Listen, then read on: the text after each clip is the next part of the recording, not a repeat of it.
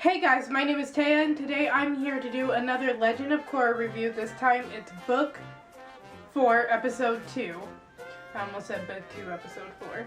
But let's just get right into this. So as always, the new episode was amazing, but it was even more amazing because we get to see someone we haven't seen in years. And we'll get into that, but literally, one of the best episodes so far, even though there's only been 2.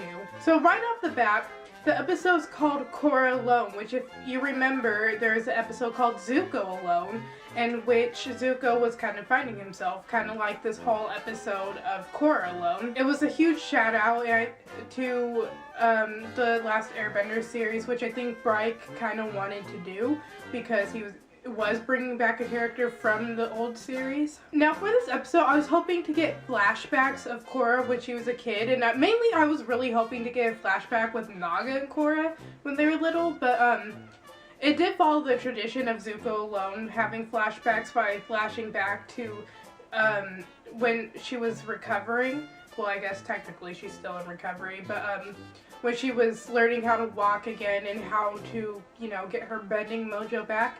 It was flashbacks to that, which was amazing, by the way. I'm glad they did show that, but I was just hoping for like some kid flashbacks as well, like in Zuko Alone. I just want to mention that if you hear any sounds during this video, they are literally mowing the lawn right outside my window. I can't do anything to help it because I have to film this video right now because I'm leaving later.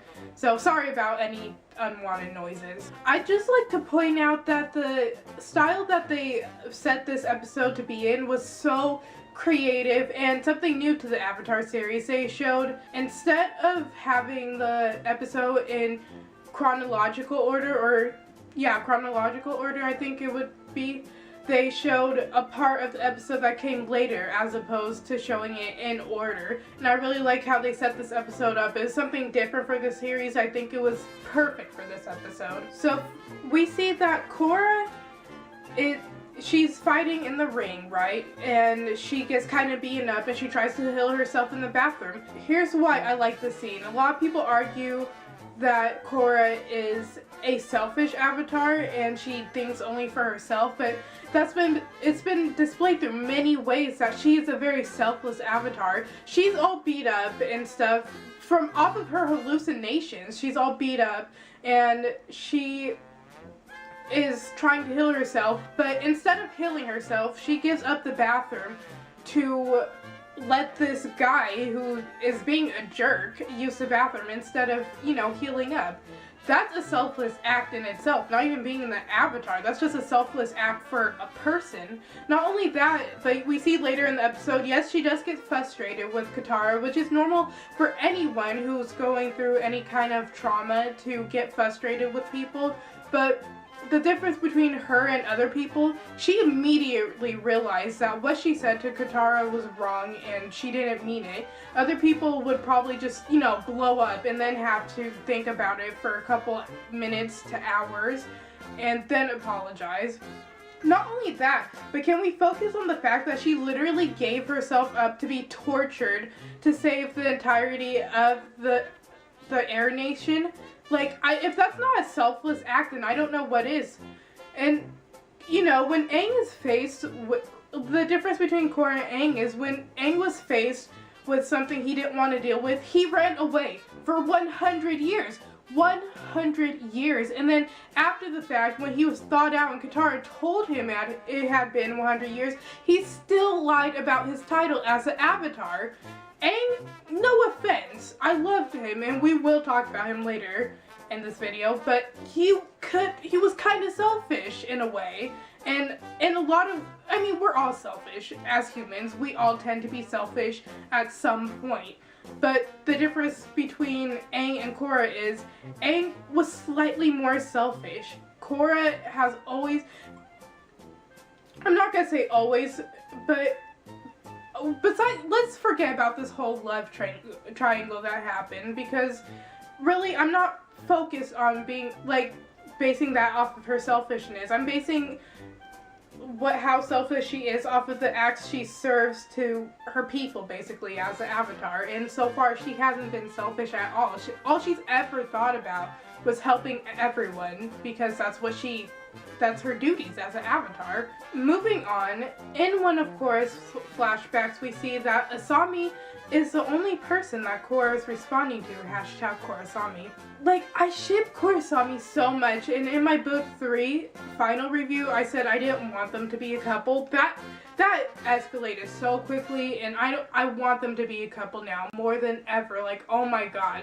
Korrasami is life, Korrasami is bae, Korrasami is love. I just want them to be a couple. I don't want Mako and Korra to be a thing. I want Korra and Asami to be a thing so badly. Also in the flashbacks, we get to see that not only is Katara a spiritual healer, not spiritual, what am I saying? She heals people with her water bending, but she's a physical therapist, and that's something really interesting. Like, you know, you would think that, oh, hey, you know, healing goes along with physical therapy, but really it doesn't, because physical therapy has nothing to do with bending. Anyone could be a physical therapist, but Katara is, and I think she's helped other people with physical therapy as well, because her mom says, hey, you need to go to Katara, which meaning that they know Katara can help people with physical therapy, but she had one of those things to help people walk, and that's something only a physical therapist has. So we see that Katara has taken up physical therapy, and that's cool.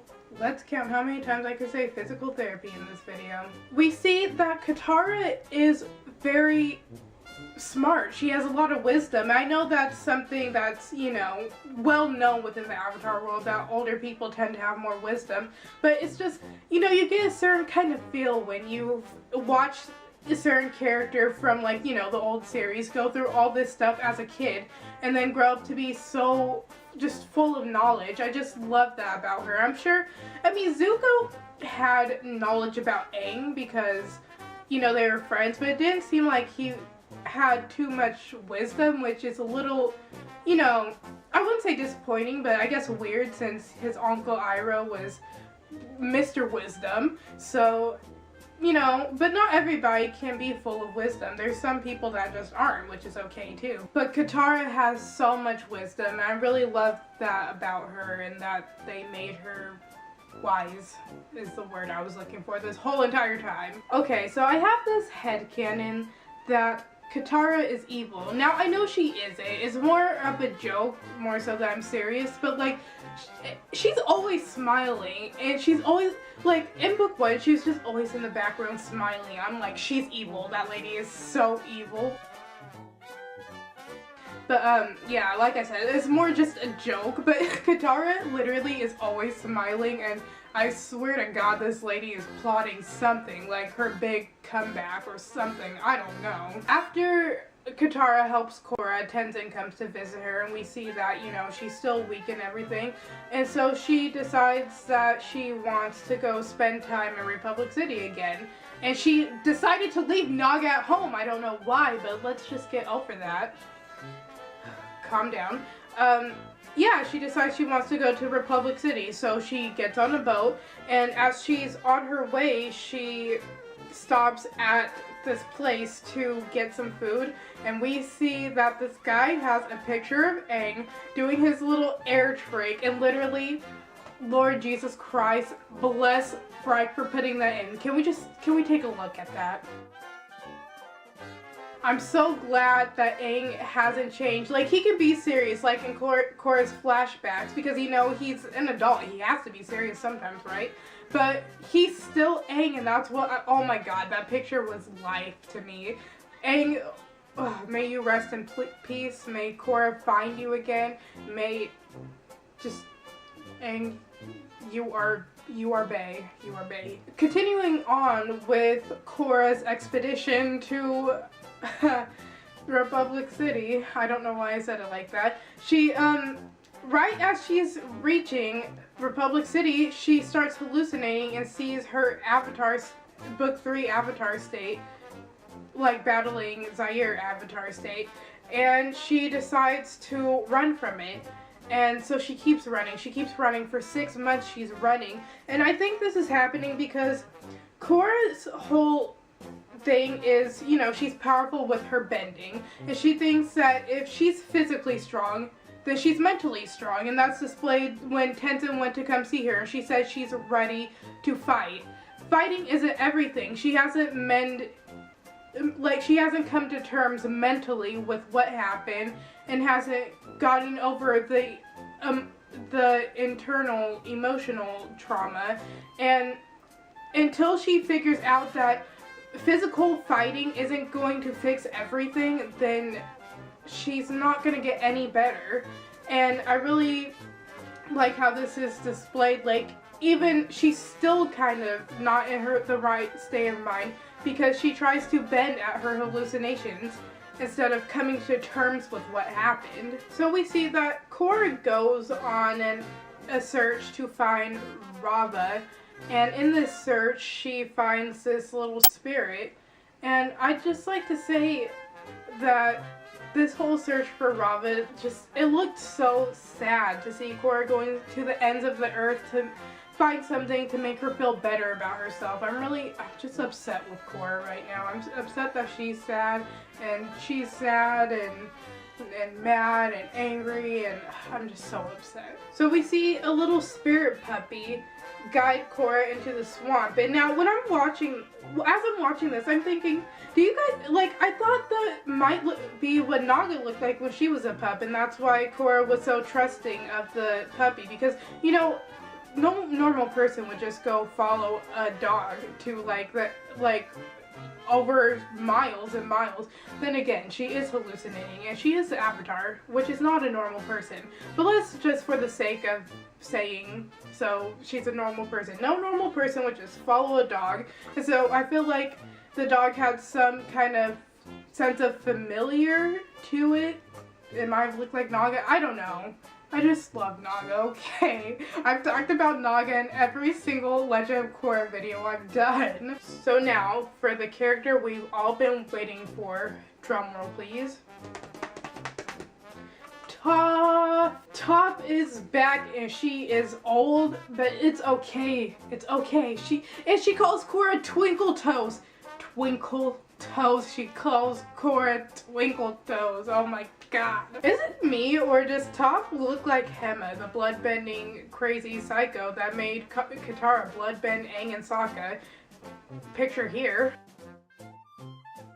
Yeah, she looks like Hema to me, but let's just not think about that, lady. Can we just focus on the fact that Toph said, "Nice to see you again"? Like, girl, please, you know you ain't seeing no one. Do you guys remember in the last Airbender series when Toph said, and I quote, "Do you think friendships can last more than a lifetime?"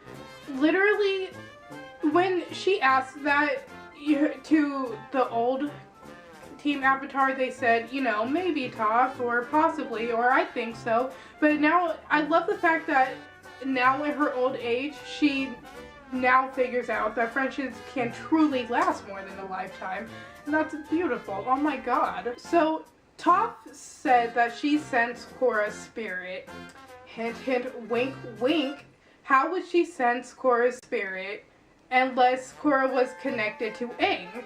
And being connected to Aang means she's connected to her past life. So, really, Korra's connected to her past lives, right? I don't know. I think Bryke is going to pull another Avatar The Last Airbender series on us, where, remember, Aang lost his connection too. And it wasn't until the very, very last episode of the whole entire series that he got it back. And I really do feel like that's what they're going to do, because it's almost been 10 years. Well, for them, it's been 13 years from the idea to screen. It's been 13 years for them, almost 10 years for us. I don't think that they would end this whole entire world that they created of over 13 years. And I don't think they'd end it with, oh, Avatar is lost with her connection. I just don't think that's how they would end it. I mean, I could be completely wrong, because this is just a prediction, and predictions aren't always right, because I'm just predicting, I'm just guessing. But I really don't think that's how they'd end this glorious world that they've built up over time. So I do think that Korra will gain her connection to her past avatars, but not until, like, it's all said and done. Like, this whole story arc with the Earthbending clan is said and done. So I have two theories about Toph and what they're gonna do with her. One being that I feel like Toph has learned how to platinum metal bend, like bend platinum metal. Is that what it's called? Yeah, Toph is one of the greatest, if not the greatest earthbender to ever have walked the earth. She created metal bending solely on her own. And in doing so, I feel like she has the ability to metal bend platinum metal. And being out there in the swamp for like, what, at least 20 years has given her some time to practice platinum bending, I feel like. So, yeah, I feel like that's the ability she could possibly possess and teach Korra. And my second theory is that she's gonna teach Korra how to see with her feet. Right now, the only earthbenders that we know of can see with their feet is Lin and her, and possibly Sue.